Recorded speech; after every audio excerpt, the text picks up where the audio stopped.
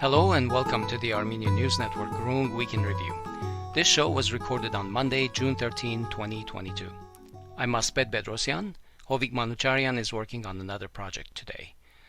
Before we begin the show, we want to ask you to help us out by subscribing to our YouTube channel and following us on Twitter. We're also active on Facebook, where on our ANN Groong Facebook group we aggregate Armenian news around the clock from all sources we can get our hands on. On our Facebook page, we post our original material, so please like our page and join our group on Facebook as well. If you listen to us as a podcast on your cell phone or through Spotify or whatever, consider leaving us a review and make sure you subscribe to us and download our shows. You can find all of our Groong links on our Linktree page, which you can find in our profile everywhere, Facebook, YouTube, Twitter, and so on. Click on that and you'll see all of our addresses on social media platforms. So, if you like our shows, please share with all your friends everywhere and follow us everywhere you are used to getting your news. That helps us a lot. Thanks, and on with the show. Here are the major topics we'll touch on today. The opposition's active politics. Over the course of the week, the Armenian opposition connected with Russia, the US, and the Artsakh Republic. What were the results? Russia revises its Parukh response. While Foreign Minister Sergei Lavrov was in Yerevan this past week, he was asked how Russia can restore Parukh village back to its 400 evicted families. His response drew an immediate rebuttal from Azerbaijan, and later Russia revised the response on the Foreign Ministry's website. Why? War dividends. Since the Ukraine war started, the Armenian economy has received a shot in the arm due to the immigration of primarily Russians, but also Ukrainians and Armenians from both countries to Armenia. What is the current effect and the outlook? And we'll also take a look at the Caucasus Barometer survey results. The results of a survey by the Caucasus Research Resource Center are out. The results show a deep division in the government's agenda versus what the people want them to do. We'll take a look at the key takeaways. To talk about these issues, we have with us Hrant Mikaelian, a political scientist and multidisciplinary researcher in social sciences based in Yerevan. He is also a senior researcher at the Caucasus Institute. Hey Hrant, so glad to have you on the show. Hi Asbed, thank you for having me. Absolutely. Okay, let's jump in. Since the opposition started daily protests and civil disobedience late in April, we've been covering their activities in the street both in our live shows on Twitter as well as in our weekly podcasts. This last week it seemed like the opposition ramped up its political outreach. So for example, on Monday, the opposition parties in the parliaments of Artsakh and Armenia met to discuss security challenges and to coordinate their fight for a quote-unquote Armenian future for Artsakh. The Armenian government has refused to hold parliament to parliament or really any sort of official relations with Artsakh since the 44-day war. Then, Sergei Lavrov was in Yerevan on Thursday, and the opposition staged their protests at the Foreign Ministry building to urge him to stop dealing with the Armenian authorities. On Friday, it emerged that the opposition had met with Kara MacDonald, a U.S. Deputy Assistant Secretary for Democracy at the State Department.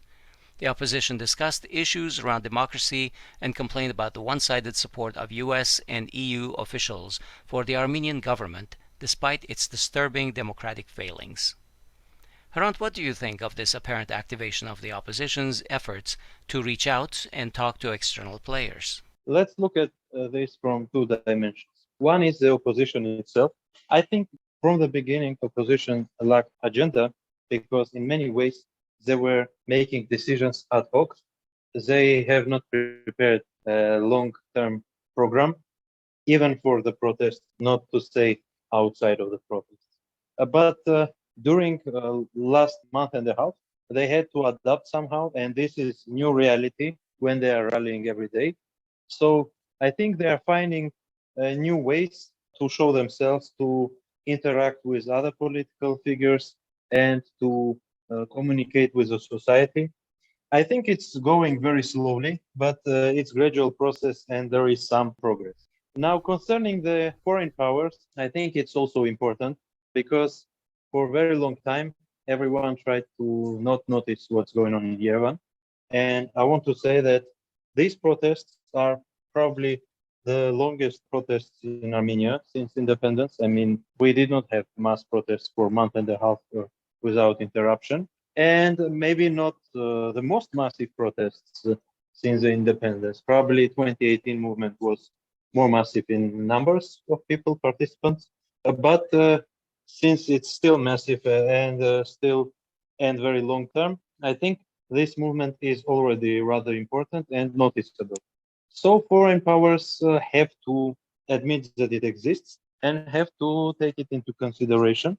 So since the biggest appeal towards the Western powers was that they don't see the human rights violations, instead they point at opposition that they should obey the law in a very unlikely movement from the US, for example, officials, because usually they support the protests, but it depends who is protesting, of course. Now they are noticing that there are problems. So we had a couple of statements on the EU level, but I think this is also a progress because it also depends on the opposition. I mean, it's not only EU failure, for example, that they don't notice, because you also have to make effort to make your protest visible and to protect your rights towards free assembly and so on. So you have to have an appeal towards the foreign powers as well. And it depends in which form you are doing that, how effective do you communicate, and so on. But I think opposition is trying to find some way, maybe not in the best way, but still they have progress there as well. Yeah. Ever since Armenia and Azerbaijan agreed to hold negotiations through the EU platform with Charles Michel, the EU has taken a very pro-Armenian government stance in politics to support Pashinyan moving the so-called peace process forward at all cost. Their objective is to get an agreement before Russia finishes up in Ukraine and turns its attention back to the South Caucasus. So the EU has not shown a balanced approach towards the Armenian opposition, and their urgency to hammer out a peace agreement is coming at the expense of Armenia's national interests and democratic norms. So on Tuesday, as an example, there was an international conference organized by the Council of Europe and Armenia's Constitutional Court and funded by Western NGOs, and the opposition was barred from participating. What sort of quote-unquote Western values were being explored at this conference that it barred the political opposition from attending? Can anyone in Armenia outside of the ruling party trust the West given its open hypocrisy and pushing of Western interests as their so-called, Western values? Well, let's again divide this issue by two. On one side, there is the solution at any cost approach, which is applied by the EU. It is true, but that's on one side. But on another side, it's applied by the Armenian government as well. So EU will not follow Armenian interests more than Armenian government does. For example, when Pashinyan says that the international community, whoever it is pushing us to concede, I think this is unacceptable because, for example, Aliyev said a couple of months ago that the international community has been pushing Azerbaijan as well for whole time, but he did not go and he did not meet their ideas and he pushed Azerbaijani agenda. That's why Azerbaijan won. Now, concerning Armenia, Armenia has its own government and it should push its own interests. Because if the foreign powers look at Armenia-Azerbaijan relations, they see that Armenia does not have any stance. Azerbaijan is pushing towards pro-Azerbaijani or pro-Turkish solution. And Armenia says, well, I don't like it very much, but I'm okay with that. And then they say, okay, that's good, that's good. The agreement is there. Now that's one side. Another side is, of course, again, lack of communication between Armenian opposition and the foreign powers. And of course, to some extent, I should agree with you that Western powers have support towards this government. And they do have favorite in this internal political battle, which is, I think, unfortunate. I don't think this is the right way to go, but that's reality. Yeah. When you said that Aliyev has not been bucking to the pressure from the EU, but Armenia has been more pliant, do you think that has to do with the fact that the Armenian government currently thinks that there are no alternatives to agreeing? Meanwhile, Aliyev, of course, thinks that he's got the upper hand and does not have to agree. To some extent, yes. But on the other side, we can remember Pashinyan's articles in his newspaper, which he has been writing long before he became a prime minister. And at that time, he had no power, but he was pushing the same agenda he is pushing now. So I think his words between 2016 and 2020, when he was portraying himself as a hardliner, were lies and did not represent his own political opinion. And what we see now, what we hear now from him, shows that initially he was towards pro-Azerbaijani solution. He was, let's say, his decision was that. So I don't think that's only he cannot do anything. I think it's more that he does not want to do. Because, for example, to do something, you need to recover balance between the sides. But did he do anything to recover Armenian army, to recover Armenian security system? Let's remember that Armenia does not have head of general staff for more than 3 months, maybe 4 months already. Yeah. Armenia did not have foreign minister for 3 months last year. Armenia had 3 head of general staff simultaneously last year in March. So I think that shows just this brief facts show attention and the level of professionalism and the willingness of Pashinyan to push for Armenian agenda in the negotiations. His And on priorities the are not table, with the military, certainly. completely, and not only military but also diplomacy. So I think it's not that he cannot do. I think he does not want to do that, unfortunately. Do you think that the protests in the streets of Yerevan have possibly given the government a little bit of an alternative? Maybe they gave the government a little bit of alternative, but more I would say that they are forcing government to find alternative way, because if we remember the period when the protest started, I mean the April, at that time Pashinyan was making anti-Artsakh statements almost every week, and now his and Arat Mirzoyan's approach has rather changed. For example, a couple of days ago, Arat Mirzoyan said that having paralleled Armenian-Turkish process with Armenian-Azerbaijan process is not acceptable, is not good for Armenia, while 4 months ago he was saying the opposite. So I think opposition is creating alternative, and also we have sociological data which proves that vast majority of the population does not support Pashinyan's agenda of, let's say, decreasing level of expectations from the status for the status of Artsakh. So I think Pashinyan is forced to revise his line, because if he wants to revise his line, if it's his decision, he will have to change the situation on the ground. He will have to make institutional reforms in many institutions, not only military. Until we see it, we can expect that his approach did not change. It just he cannot do something which he intended to do. Okay. As we mentioned earlier, Russian Foreign Minister Sergei Lavrov was in Yerevan, and at the end of his meeting at the Ministry of Foreign Affairs, there was a press conference, and a couple of things were of note for me. First of all, Armenian Foreign Minister Mirzoyan claimed that Armenia does not have a political crisis at home. I guess he only reads Armen Press and Armenian Public TV. And Russian Foreign Minister Lavrov was asked how Russia planned to address the plight of over 400 families in Artsakh's eastern frontier Parukh village who were displaced by Azerbaijan's attacks 3 months ago in March. His political response was that the issue would be addressed as part of the border demarcation process between Armenia and Azerbaijan. But Azerbaijan quickly replied that Parukh had nothing to do with that process. And as a result of that rebuttal, Russia's foreign ministry revised Lavrov's statement to say that they hoped the process would increase trust between Armenia and Azerbaijan and prevent future escalations.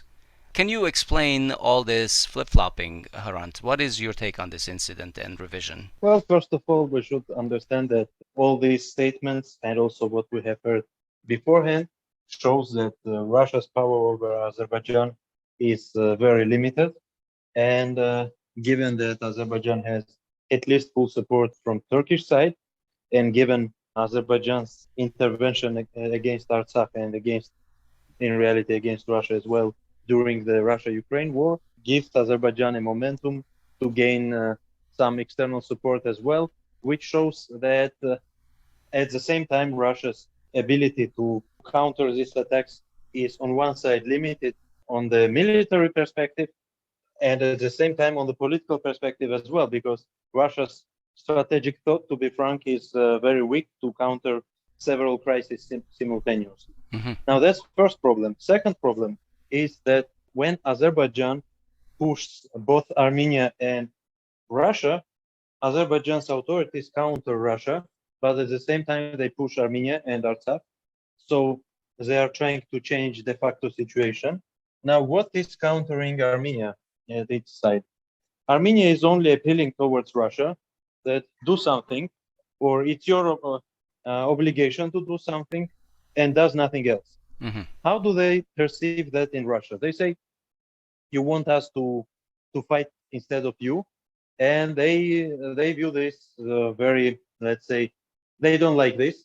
They say Armenians should fight for their lands themselves, and in case they need support, Russia will support, but they are not going to fight instead of Armenians. In fact, they've said that they cannot be more Armenian than Armenians. Yeah, and this is reality. Now, first of all, Armenian agenda should be set by the government, and we see absence of that. And Artsakh by itself cannot push the agenda because it does not have resources at all. It's completely dependent both on Russia and Armenia. Now, Artsakh has some political will, but has no resources. Now, Armenia has some resources, but no political will. Russia has resources, but no political will as well. And that's a big problem because all three sides, in reality, are losing in this game. At the same time, Azerbaijan had both resources and political will to change the status quo. Now, Armenia is in a very tight situation with Azerbaijan because Armenia has few resources to counter, but still some. And that's why Azerbaijan is always afraid of Armenian revanchism, because if they would be, for example, Turkey is not afraid of Armenian revanchism. Mm-hmm. Turkey does not like Armenian revanchism, but is not afraid of it. But Azerbaijan is, because they understand that it's not that they can do whatever they want, and they remember how they were fighting Armenians that could not do anything until 2020. Now, why Russian foreign ministry has changed its approach, I think we have discussed this, but I think there is one more very important component. It's about border demarcation issue. Azerbaijan is conducting provocations on monthly basis since the end of the war, and especially since May 2021. They are trying to capture some territories from Armenia, and they have been successful in many occasions, at least 9 occasions of capture of Armenian territory, mostly the mountainous bordering areas in Gerharkunik and in Syunik. Gerharkunik, I mean southern Gerharkunik. Right. I mean the new border, not old border, new de facto border. And Syunik, eastern part of Syunik, especially around Sisian, Goris. And why it's noteworthy?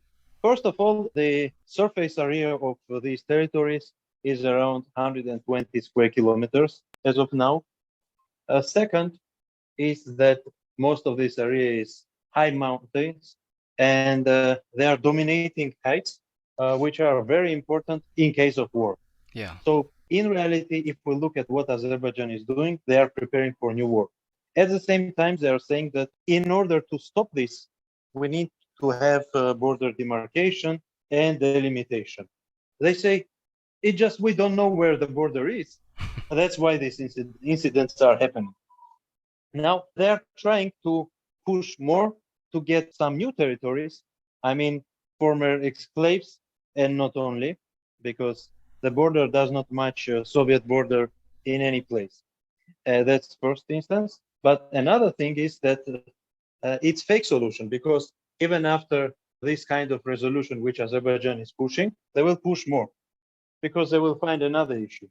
Now, they were effective to sell this solution to Russians, and not only to Russians, that it's just because of border issue.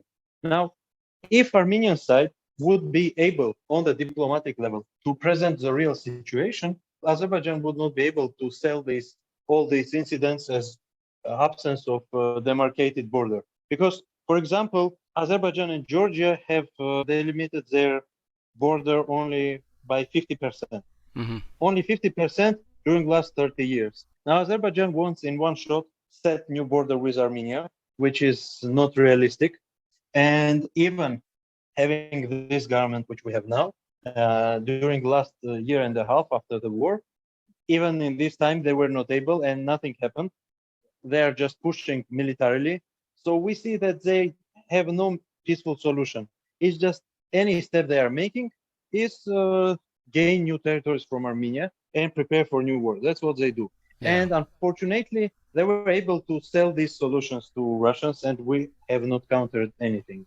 Right. Well, I mean, understanding all these political claims that they don't know where the border is, so things happen. What about the November 2020 agreement that states that both sides, Armenia and Azerbaijan, would stand at their positions of November 10, 2020, right? And everyone has been really strict in trying to execute on this agreement, carry through with their commitments and everything. But it seems like Azerbaijan, as long as they have the ability, the power to do something, they can get away with it. It seems to me that basically Russia has agreed that whatever Baku gets away with, it's a done deal. That's that. So at the moment, can we say that Russia has basically abdicated and agreed to the loss of Parukh? In reality, yes.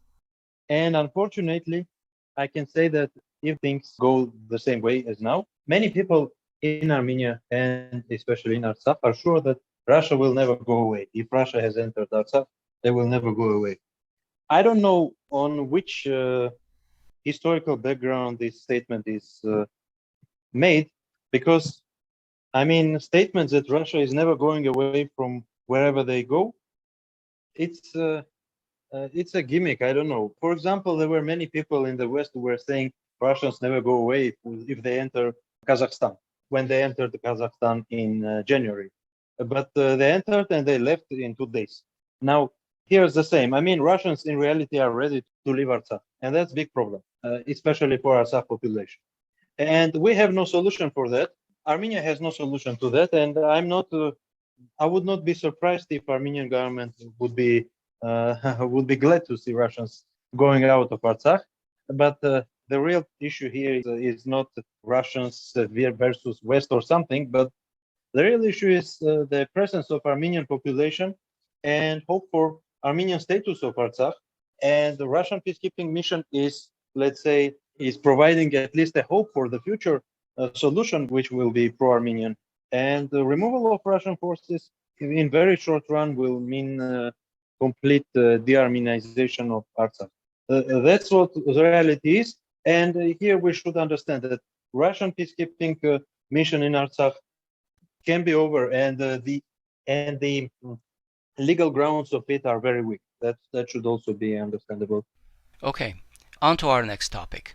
As the war in Ukraine resulted in large sanctions against Russia, many Russians, as well as Ukrainians and some Armenians from both of those countries, have come to Armenia on a semi-permanent basis. They've registered their businesses in Armenia, moved a bunch of money into Armenian banks, and so they've increased the country's economic activity in the first quarter of 2022, as well as the demand on the Armenian dram, boosting the value of the currency.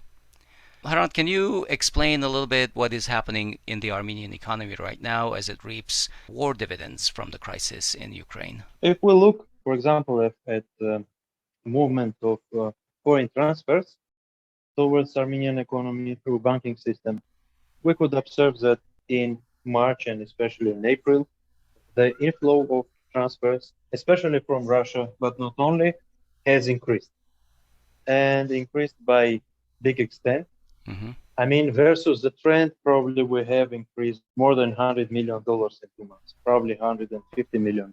And for economy like Armenia, it's a very significant amount, because it's more than 1% of GDP influx of currency within just 2 months. And probably in May and June, it has even increased, because we have seen increase of value of Armenian dram during this time. So exchange rate has increased, and dram is now costing 420. Mm-hmm. And I think this is big failure of Armenian central bank, because first of all, it's the jump of currency is problematic, because people don't know how to act. It's very important when currency rate is stable. And another issue is that the Armenian central bank could gather a lot of money, all of these 150 millions in its reserves, but now it just went away to finance imports, for example. And it did not counter inflation also, because inflation in May was already 9%, more than in April. Now, on one hand, inflation in Armenia is caused by the external factors, because, for example, inflation in food prices is completely caused by the global inflation. And we can see these processes if we look at FAO food price index. But at the same time, we should understand that if it's global process, we cannot counter it locally. No one can. Americans cannot do that. Russians cannot do that. EU cannot do that. So playing with the currency rate on central bank side is not wise. Now, it will affect also the exports because the Dutch disease has developed in Armenian economy in 2005 to 2008, and which resulted in a sharp decline of Armenian economy in 2009. And we should not replicate this. If the exchange rates remains high, if dram remains at 420, for example, this will mean that we will have crisis in some perspective. At the same time, we did not face these consequences of dram increase yet. It's more long term or mid term, I would say 2 to 3 years. And in short term, we have gained a lot because many educated people came.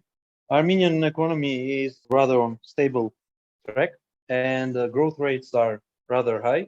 It's about 8 to 9% growth in first 4 months. It's not that it's this big growth of economy because we should understand that it's the growth is from the very low base because beginning of 2021 was a mess.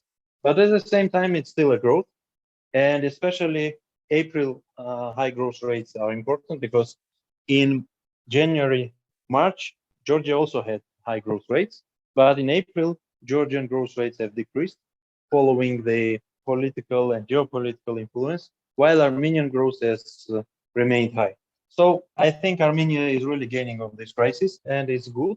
But at the same time, it's very important to follow right policy, especially on the central bank side. Yeah, you were mentioning that inflation is rampant in Armenia.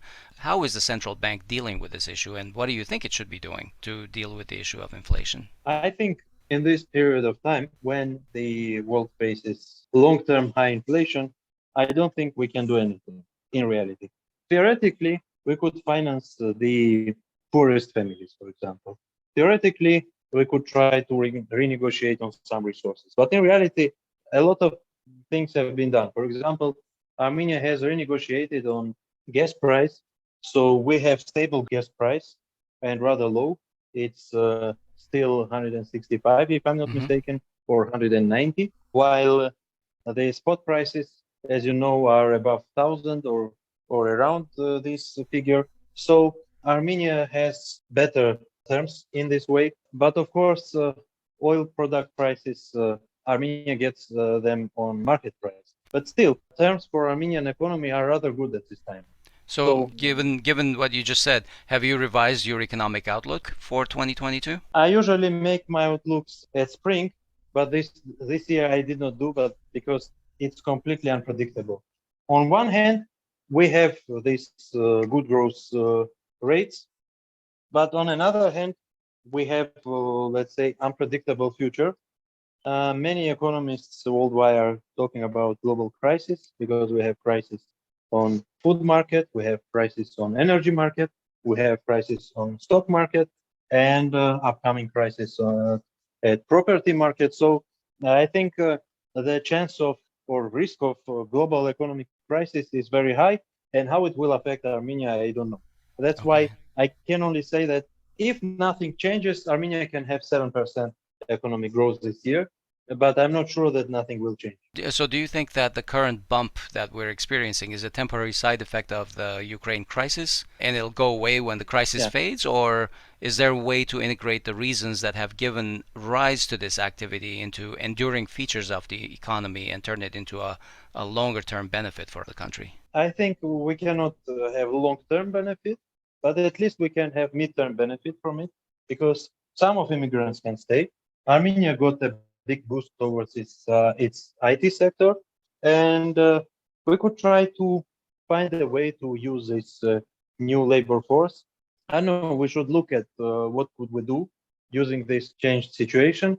And by the way, Armenia is one of very few countries who still can talk on both sides. So even diplomatically, Armenia could gain a lot. And that would have positive consequences for economy too. I mean, we need a lot of work to do that, to achieve that. And of course, all of this should be checked because It's just a speculation that we could become in a way mediator or something. In reality, we should look how it goes. But at least I can say that Switzerland has lost its negotiator status. Finland has lost its status. Maybe Austria is still having this position, but again, it's not the same as it used to be. But Armenia still is more or less acceptable. So theoretically, Armenia could use its position. Yeah, the main other country that is using such a position is Turkey, of course, and they're doing a lot to promote themselves as peacemakers. Do you see the Armenian government doing anything to promote themselves as a conduit for West versus Russia? No, I don't see that, to be frank. In reality, I see more Armenian government pushing its own agenda, which is very limited, and it's Armenian-Azerbaijani agenda, which they have, and also their internal political agenda, but not something bigger. Theoretically, well, Turkey is doing that, I agree, but on the other hand, Turkey is very aggressive power. We have seen that Turkey is preparing for another aggression against Syria, and also they are pushing towards Cyprus. They have problems with Greece right now, and Turkey is losing its relations level with the West. At the same time, I don't think they will gain something real with Russia. Yeah, they have, let's say, temporary partnership, but nothing more. As they say in Russia, I've heard this expression that Ankara and Washington are allies but not partners, and Ankara and Moscow are partners but not allies. Well, Okay. it's just an expression, but still saying something, because Ankara and Washington are still formally allies, but their relations have worsened, especially in last month, because Turkey did not want Finland and Sweden to join NATO. But at the same time, Washington has worsened relations with Iran. Iran is getting out of the nuclear deal, and this is a big problem because theoretically this administration wanted to improve relations with Iran, but it did not work out. So what do we see in this region? Iran has spoiled relations with US and vice versa. Turkey has done the same. Russia is completely unacceptable for the US. So the Western influence in this region is decreasing on one hand. Very On limited, yeah. another hand, on another hand, there is still Georgia, but Georgia plays all hands, and they are still trying to keep relations with Russia and with Turkey and with the West and so on and so forth. But Armenia could have much better relations both with Russia and still good relations with the West because it's acceptable for all sides. While Georgian politics is not completely acceptable for Russia because they don't have diplomatic relations. So Armenia could do something, I think, and even theoretically more than Turkey. Yeah, Turkey has much more bargaining power, but at the same time, Turkey is playing very dangerous game. Not only in economy, as we have seen, but also slapping at the same time Russia and the United States, which Erdogan has been doing last year. I think it's not very wise.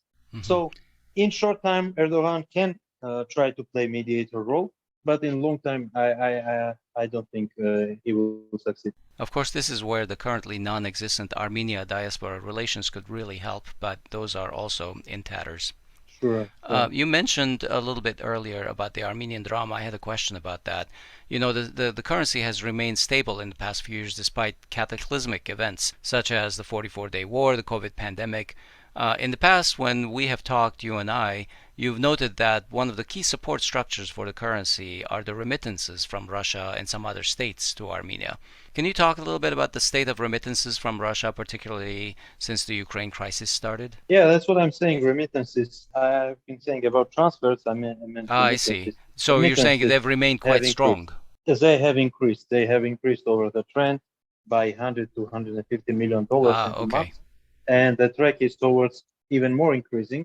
So that was very good resource to either fill central bank reserves or to do something. But if you just let them push on currency market to push the exchange rate wherever it goes, I think that's not wise. I think that's big mistake because it's also affecting exporters, local producers, and in long term, it's very problematic, even in midterm. In short term, of course, economy can cope with this.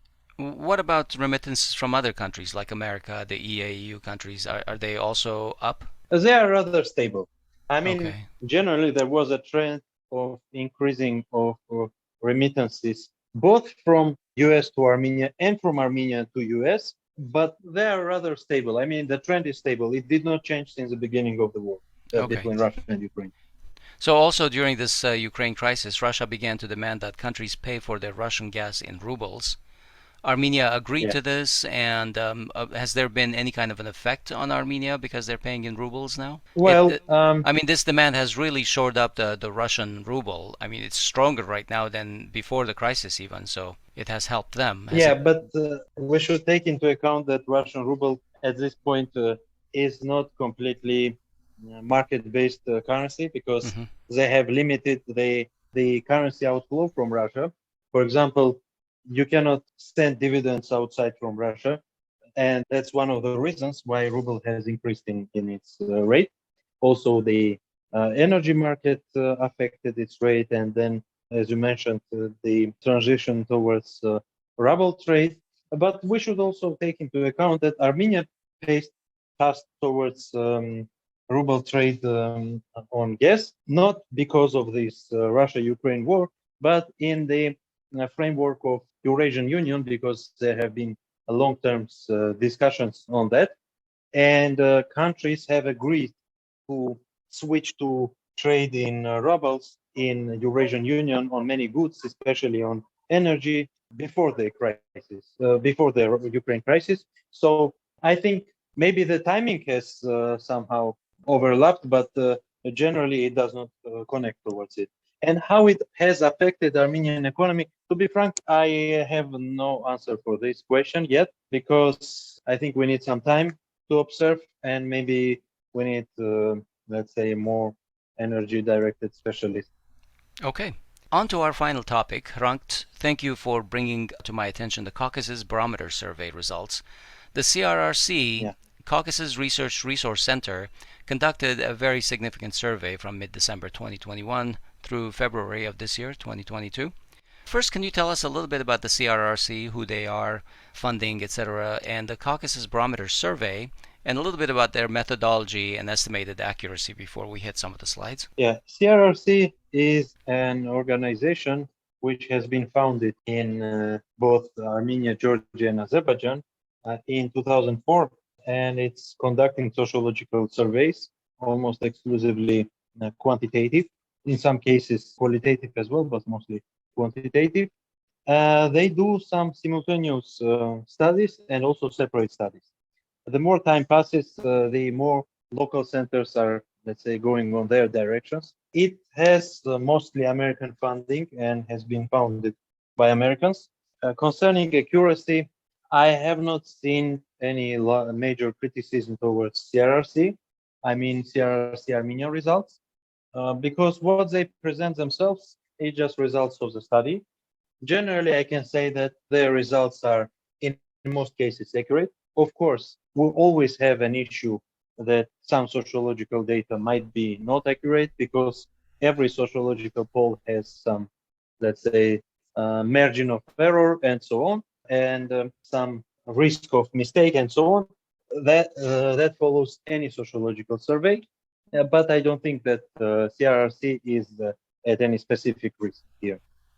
Okay. Well, we're going to include the links and slides in the show notes, so for anybody who's interested to take a look at them, please take a look at them. They're very interesting slides. We'll also find out all the numbers of people polled and stuff like that.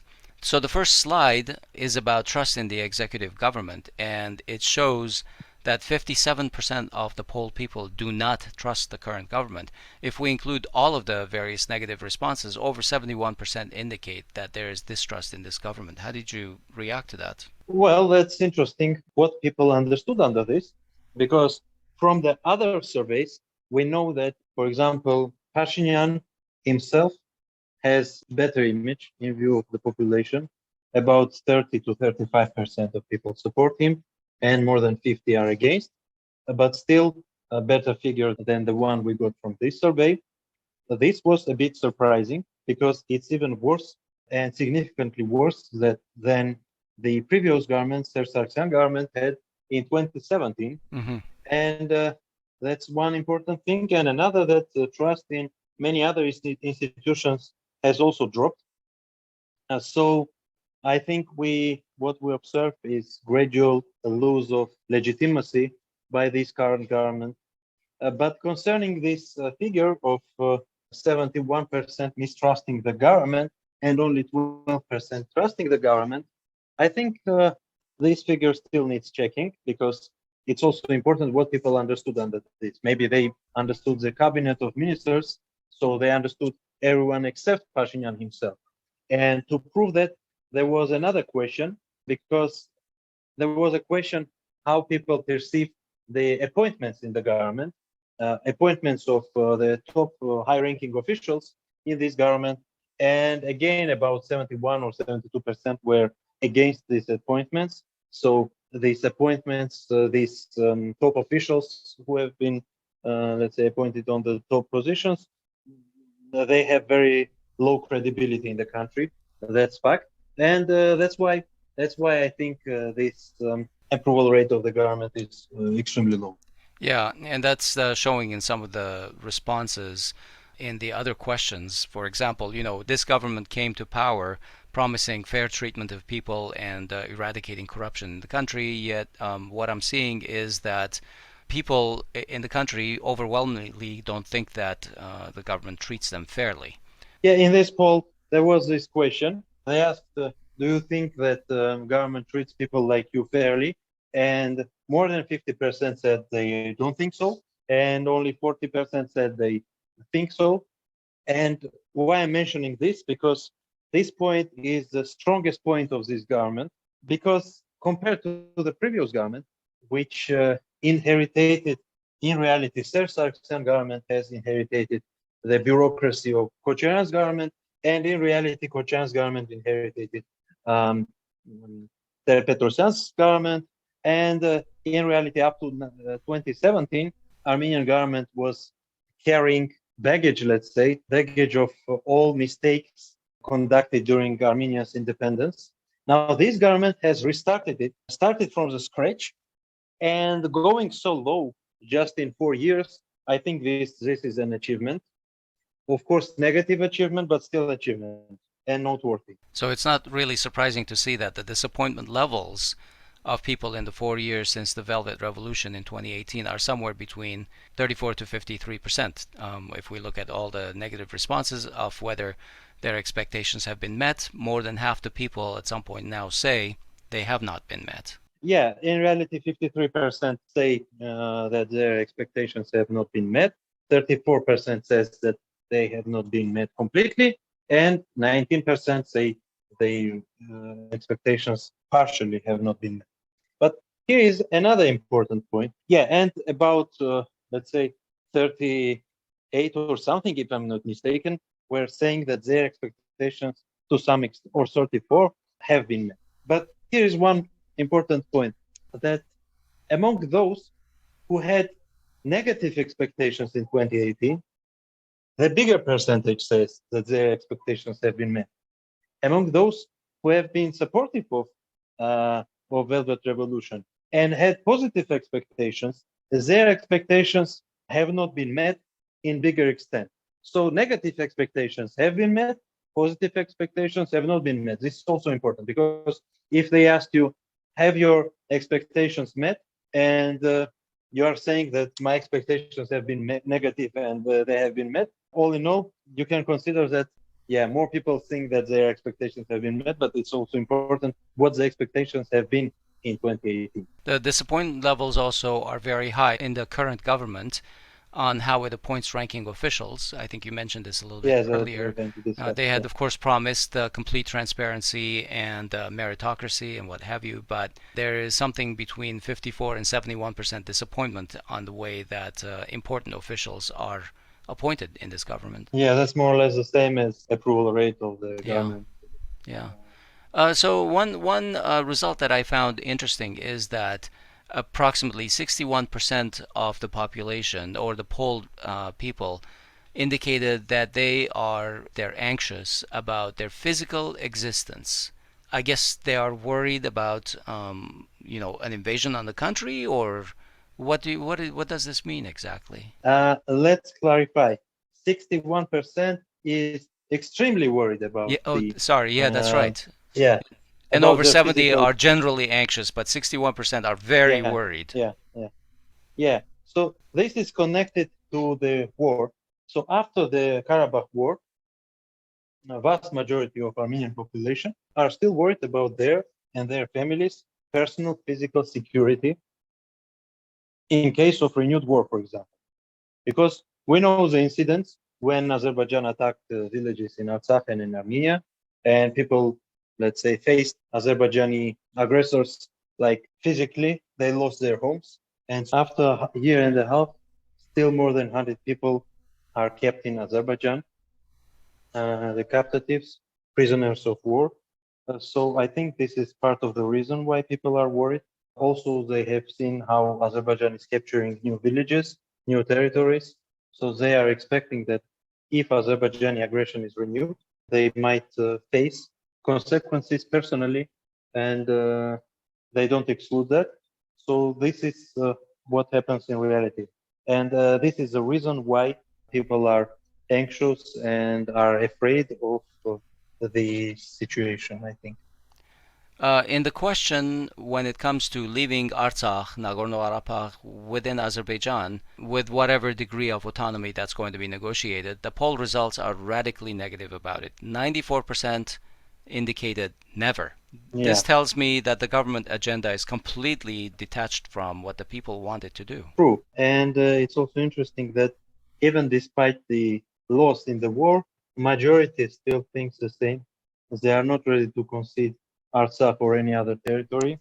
Yeah. 42%, if I'm not mistaken, would like to take all the territories back. Yeah, that's right. And more than 30, 33, if I'm not mistaken, would like to take back at least territories of NKAO back. So that means So, basically taking back Shushi, Hadrut, Parukh, etc., right? yeah, true. Yeah. So generally, the majority would like to take some territories back or all territories back. And at the same time, vast majority does not support any status of Artsakh under Azerbaijan control. And not only under direct Azerbaijan control, but there was another question. If it is acceptable any joint government by Armenia and Azerbaijan over Artsakh, and even in this case, more than 80% are completely against it, more than 85 if I'm not mistaken. So in no way people are ready to accept Azerbaijan's control over Armenian Artsakh. So this is very important result because Armenian government and also Azerbaijani government would like to portray the situation that people are afraid of war and that's why they are ready to concede everything. And in reality, we see that it's not a fact. Another interesting thing from another poll from the IRI, which has been conducted in late 2021, beginning of 2022, again, but just published earlier, was that when the people in Armenia were asked with which two countries we should improve our relations in the first instance, well, according to Pashinyan's propaganda, we would expect that those two countries would be Turkey and Azerbaijan. But in reality, Russia was the first because people feel that there is a gap between the current state of relations and what we should have had. And then there were France, US, and Iran, which people would like also to improve the relations. And Turkey and Azerbaijan only had 5 and 4% respectively, and 5 and 4 when you could state two countries. So generally, they are the same people who were saying, probably the same people who were saying about Turkey and Azerbaijan. So I think for Armenian population, Turkey and Azerbaijan is not priority, but it's priority for this government. On Right. one hand, you could expect that the government could, let's say, see something which general population does not, and that's not a big deal. I mean, it's not always that government should follow the population's agenda, the expectation of voters. But first of all, it should not contradict the expectations of voters. I mean, it can have its own way, but only in terms that it's still to some extent acceptable for the society. And here we see that it is not this, it's not like that. And the second is that You know what is important here? That majority of the population do not know what they do.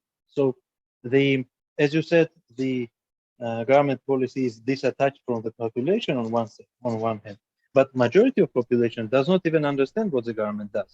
This is Right. also important because there is a lot of propaganda which switches people's attention towards, let's say, they have adopted some regulation so that you cannot have salt in cafes or something, and people are discussing it in social networks and so on. I mean, they're doing their best to switch the attention of the population. That's why people in many cases just don't know what's happening and don't know that what the government is doing. If they wouldn't understand what the agenda is government pushing, I think we would have a much bigger number of people in the streets. And coming to this, I should say that it's still failure by the opposition because they were not able to portray the whole situation to the people. Yeah, the propaganda by this government is a topic of its own.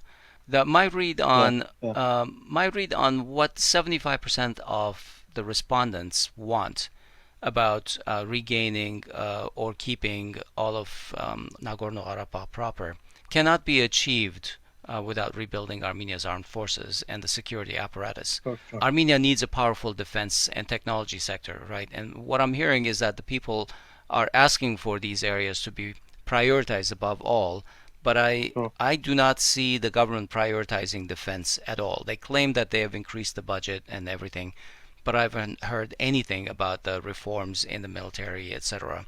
Except every now and then the claims that a professional army is going to be achieved or things are happening. You know, there's like a little article and then it disappears. I'm very discouraged by that. Yeah, in reality, they did not even increase the finance of the army. In reality, they decreased it, but they are comparing it to different years Yeah. and playing with the numbers the best way they can. So in reality, even this statement does not correspond to the reality. Yeah. To get a feel for the political tendencies of the people who were polled, there's a slide, we're going to include that. The result paint a rather expected result. You know, the ruling party civil contract has shown a deep contraction of its base, supposedly around 21% now. Armenia Alliance, the highest Dashing, is at 11%, Prosperous Armenia 3 to 5%, depending on which regions you look at. And others, including Bativunem, Bright Armenia, etc., 1 or 2% each. Most notably, though, Hrant, the number of those who do not identify with any existing parties is the largest block of voters, representing 37 to 49% of the population. It's huge, and this on its own is worth a discussion. What do you think about this undecided set of voters who are either alienated from the political system or do not like anyone who is representing them right now? Yeah, it's a traditional situation for Armenia. In reality, until the Velvet Revolution in 2018, majority of the population were not aligning themselves with any of the party, and they were discouraged by how the transition towards market went in Armenia since 1991.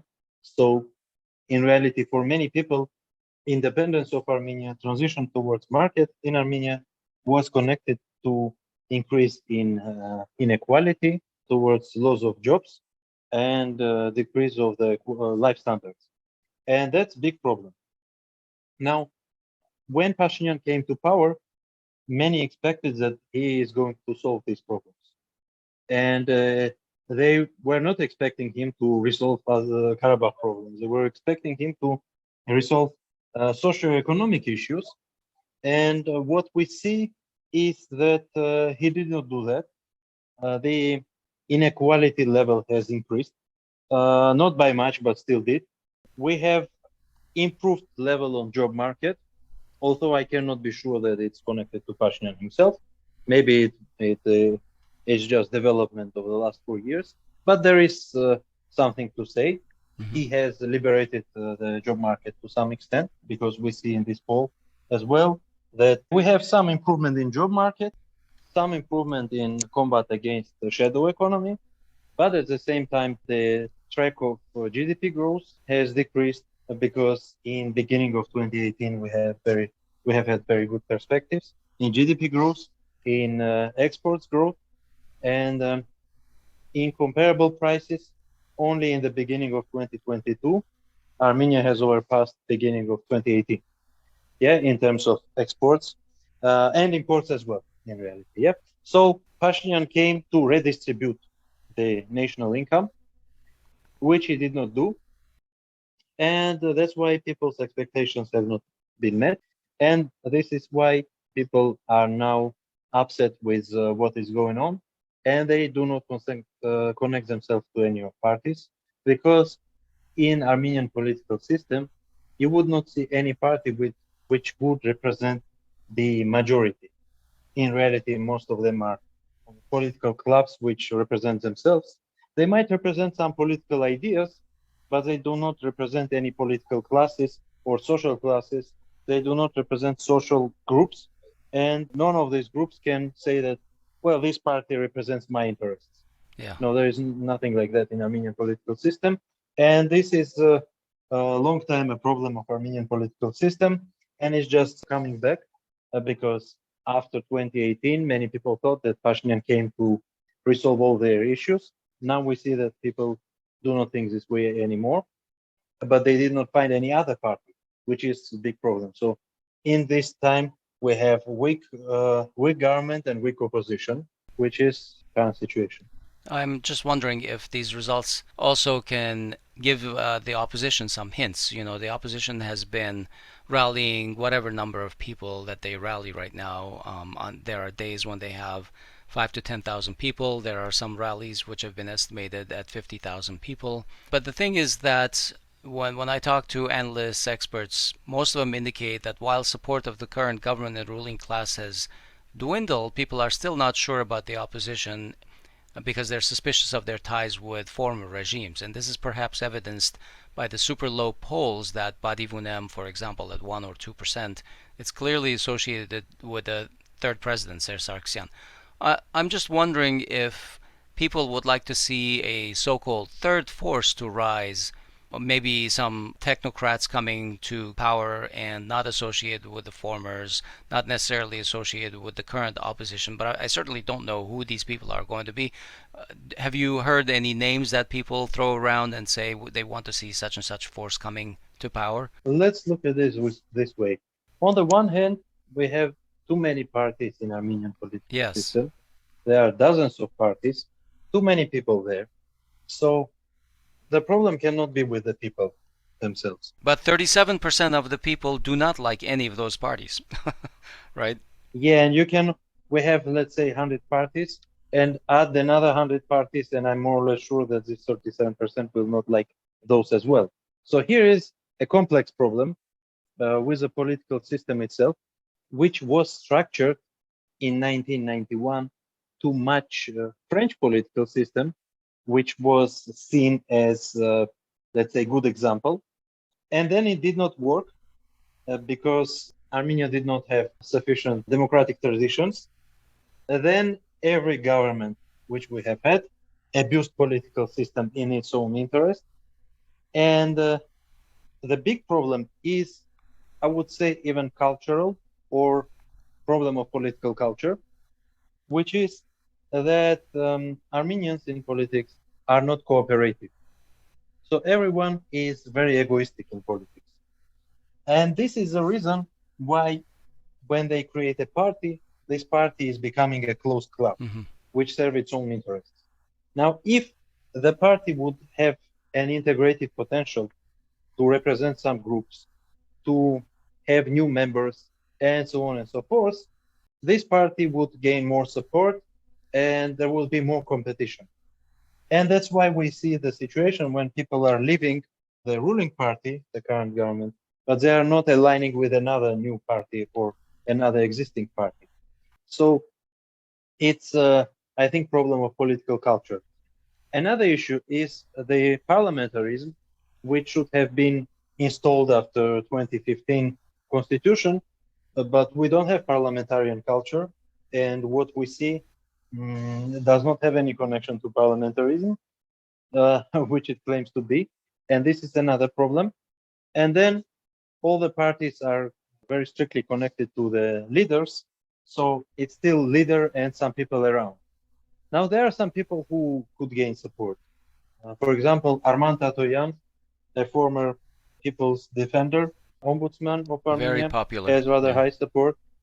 Yeah, but he is not ready to be politician. He could be part of technocratic government, but he cannot be struggling for power. He does not have this personal quality. And another person could be, for example, Avetik Chalabian, who is now jailed by this government during these protests. And he is one of young politicians who could be rather successful. He is not very wide known, but not very narrow knowledge of him exists as well, because he has done many interviews. He has several thousand supporters on his Facebook page and so on. Yeah, we've actually talked to him. Yeah, so there are some people, but there is another problem. I don't think there is a problem with the parties themselves. I think the problem is that the parties, including the parties which are connected to so-called old regime, they are not cooperative enough to integrate these people. But these people are also not cooperative enough to be integrated in these parties. So it's not only problem on the party side, it's problem on every personal side as well in Armenian politics. So I think it's a problem of political culture, and until we resolve it, we will have this result. All right, we're going to leave it there today. Thank you, Hrant. This was a very interesting conversation today. We hope to have you back soon. Thank you. Okay, that's the show. Stay in touch. We like to hear from our listeners. If you're not subscribed to our channels, please do so on YouTube, Twitter, Facebook, and on your favorite podcast platform. On behalf of everyone in the show, thanks for listening. We'll talk to you next week.